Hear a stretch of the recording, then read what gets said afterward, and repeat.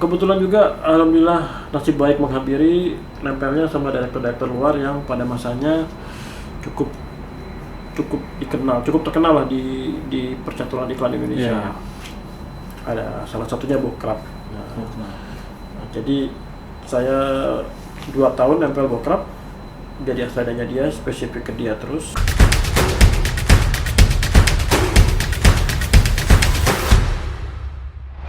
Obrol-obrol audiovisual masih sama Mas Dede, Mas Cahyo. Nah ini ada teman kita nih. Cahyo apa Munir sih? Mas Munir ya. Salah satu teman kita, Mas Oki. Nah Mas Oki ini salah satu director handal. Kalau Mas Munir kan dahlan, mudah-mudahan lancar. Kalau ngedirect, kalau ini udah handal. Nah, nanti juga di SMK akan ada pelajaran penyutradaraan karena Mas Oki ini seorang sutradara. Mungkin bisa sebelumnya ceritain dulu deh pengalaman. Dulu dengar-dengar dasarnya desain grafis ya Mas? Oh bisa Sasar tuh. Saya dulu tuh sebenarnya graphic design sama animator jadi-jadian sih. bikin animasi berarti ya? Bikin. Paling malas suruh bikin animasi dulu. Oh, terus lama-kelamaan larinya ke editing. oke. Ke editing dulu. Jadi dari graphic design terus mulai bosen lihat sesuatu yang diem, pengen lihat sesuatu yang bergerak.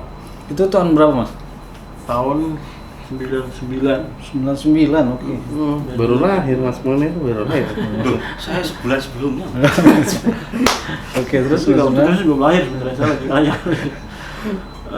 99 itu 2000-an sampai 2001 sih masih berkutat di graphic design, kadang-kadang jadi multimedia developer, mulai ngedit dikit. Nah terus 2002 tuh mulai full ngedit, jadi editor. Kebetulan dulu keterima di sebuah kantor produksi, rumah produksi yang dulu bikin acara Emat Live on TV. Dulu yang hostnya Nadia Hutagalung, Sarah Sehat. Oh, mantan. Iya, sempat deket sih dulu. Doa begini. Lanjut. Sempat deket. Ya gimana nggak deket, jadi situ gue di sini. Terus di situ jadi editor program TV itu, karena waktu itu kan kejar tayang di RCTI, jadi ya cukup sibuk lah, bisa nggak pulang, ngejar materi yang harus dikirim segala macem. Terus kebetulan si bos nih, si managing director PH-nya nih baik gitu, kita semua di situ dikasih kesempatan untuk rolling peran lah gitu. Jadi yang biasa ngedit ditanyain, lo pengen jadi kameramen nggak, pengen jadi apa gitu. Akhirnya kita cukup banyak ganti-ganti posisi lah akhir-akhirnya. Sebelum saya memutuskan resign dari kantor itu.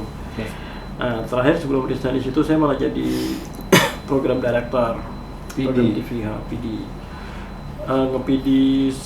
Sempat nge-PD di Sondrenalin tahun 2000 berapa tuh? 2002. Sondrenalin 2002 tuh PD-nya saya. Terus abis itu Sondrenalin udah kelar, si PH ini bikin satu program lagi namanya 1000 Keajaiban Ibu atau apa gitu, lupa. Sampai lupa tuh ya, sampai lupa. Kebanyakan tuh. 1001 Keajaiban Ibu atau apa gitu. Nah, Oke kan Pak. di situ saya jadi director. Mulai ke direct. Dikasih kepercayaan sama si bos lah ke direct. Kebetulan bos gua ini big thanks to dia tuh bekas headnya MTV, Irwan Edianto.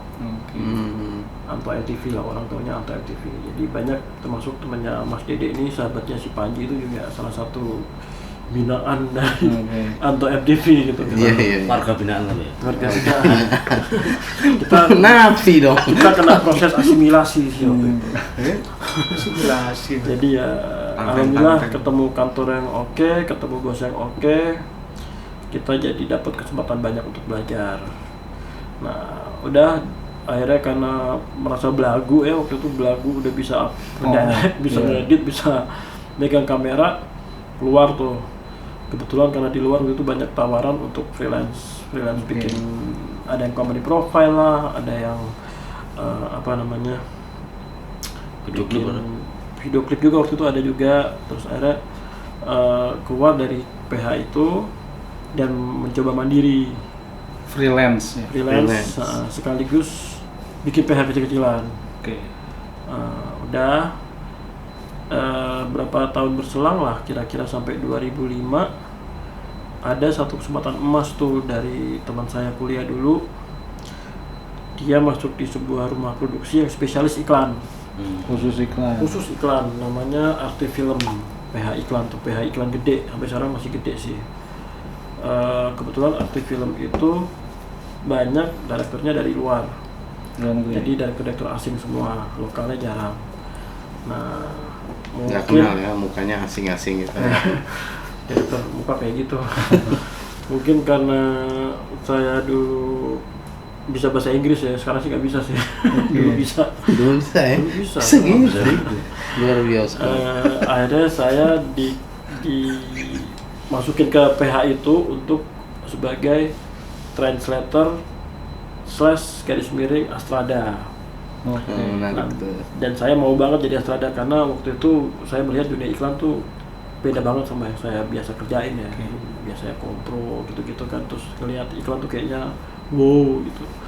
Jadi begitu dapat kesempatan jadi Astrada di iklan dan sekaligus tanda kutip penerjemah gitu, ya tak ambil. Kebetulan juga alhamdulillah nasib baik menghampiri, nempelnya sama direktur-direktur luar yang pada masanya cukup terkenal lah di percaturan iklan Indonesia. Yeah. Ada salah satunya Bokrap. Nah, jadi saya 2 tahun nempel Bokrap, jadi Astradanya dia, spesifik ke dia terus. Itu nerjemahin sekaligus ngasistenin. Akhirnya setelah akhirnya fungsi jadi Astrada full lah, udah nggak terjemah lagi karena Bo juga bisa bahasa Indonesia sebenarnya. Oke. Jadi lebih ke Astrada banget dan mungkin dia cocok sama saya. Jadi ya sampai ada satu kesempatan di mana saya masih ada schedule di tempat lain sampai ditungguin gitu. Schedule nggak ketemu, dia minta jobnya dipospon karena wah terharu lah pokoknya. Aing mah terharu. Luar bioskop. Luar biasa. Sampai dibeliin rumah. Belum sih. Saya mah nggak banyak minta sih. Mentahnya aja. Mentahnya aja kalau saya. Terus. Ya udah, akhirnya setelah 2 tahun sama Bo, sama Ross ini, sama Michael Lee, sama siapa lagi ya, satu lagi lupa. Oh, Kim McFarlane. Itu emang spesialis iklan mereka ya? Mereka spesialis iklan. Mereka emang direktur iklan yang dipanggil untuk kerja di sini sebagai direktur iklan. Udah. Akhirnya tahun 2007 saya memutuskan untuk jadi direktur. Gitu. Jadi itu udah terlepas dari mereka, dari orang-orang asing. Iya, ya proses yang berat sih sebenarnya, karena di saat itu saya masih dicari untuk jadi Astrada direktur bule, tapi saya suka nolakin karena saya nggak mau begitu mulu ininya. Maksudnya jadi nggak jelas di posisinya mau kemana nih, jadi Astrada atau jadi direktur gitu. Jadi sempat tuh setahun tuh makannya beras perak tuh mas, nggak ada kerjaan. Karena Makin susah nih yang nonton. Sedih. Setahun tuh sempat gak ada kerjaan karena kerjaan Astrada gue tolak. Kerjaan dari direktur belum ada. Gokil kan, itu perjuangan berat juga tuh pada masa itu. Gitu ceritanya. Sampai akhirnya 2007 lah pecah telur jadi direktur. Satu job dari temen, itu pun karena temen loh. Kalau nggak temen mungkin nggak kasih juga gitu ya. Bikin iklan Class Mild, ya oke, 3 seri, terus dari situ kosong lagi. Belum pada kenal. Dan memang pada masa itu susah ya buat direktur-direktur baru pada masa itu, karena pada saat itu budget iklan tuh masih gede-gede. Dan direktur baru tuh susah nembus ke pusaran job linknya iklan. ya. Selalu masih larinya ke direktur senior yang memang sudah punya nama, sudah punya, walaupun mungkin mereka mahal, tetap klien lebih percaya lah ya, wajar lah karena ada pengalaman ya. Jadi yang baru-baru pada masa itu tuh kurang diminati, nggak kayak sekarang lah. Sekarang mah direktur baru gampang naiknya. Iya. Terus Mas Oki caranya gimana untuk nembus ke sholat tahajud Mas. Wih, Masya Allah. Luar biasa. Lagu lo. Ntar diikat aja nih ya. Nggak apa-apa. Enggak apa-apa. Saya Tahajud tapi nggak pernah puasa. sempat pelihara babi ngepet sih. Nah, itu jangan dikatin. Itu jangan, itu biarin. Nah, maksudnya kan ini persaingannya sama sutradara-sutradara senior. memang Iya, ya andal. ya mulainya ada dari job-job kecil sih, nggak semua klien punya duit gede ya.